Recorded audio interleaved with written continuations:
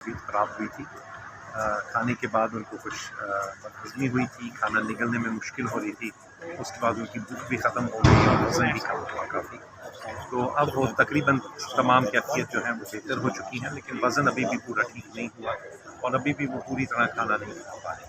पहले ये था कि उनके मुंह में दाने बने हुए हैं, ज़ुबान भी जली हुई है और उनके मैदे में भी जलन रहती है, वो उस हवाले से थोड़ा बताएं। मैदे में अभी भी जलन है थोड़ी सी उनकी, लेकिन मुंह में तो कोई दाने नहीं है, ना चाहते हैं इस वक्त। जैसे मैंने कहा 2 महीने पहले अगर ऐसे था तो उस वक्त मैंने नहीं देखा, तो मैं कह नहीं सकता कि उस वक्त क्या क्या थी, पर अभी माशाल्लाह वो बहुत बेहतर है पहले से। अच्छा, एक दी गई है खाने में, इस हवाले से थोड़ा बताइए। जी, तो ये जो 2 महीने पहले उनकी तबीयत ख़राब हुई थी अचानक, कि खाने के बाद ही हुई थी, लेकिन हमें ये नहीं पता कि उसमें ऑब्वियसली क्या था क्या नहीं था। इस वक्त कोई एविडेंस ऐसी नहीं है कि उनको पॉइजनिंग हो रही है।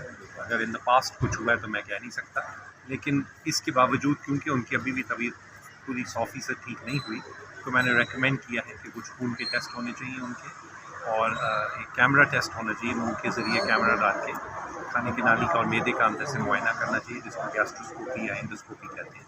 वो मेरे ख्याल से ज़रूरी है। तो ये चेकअप आपने बनी गाला जाके किया या आज मैंने बनी गाला में उनको देखा। पिम्स के 4 डॉक्टर्स की टीम भी मेरे साथ थी, उनका भी यही मशवरा था कि यही टेस्ट होना चाहिए जो मैंने रेकमेंड किया है।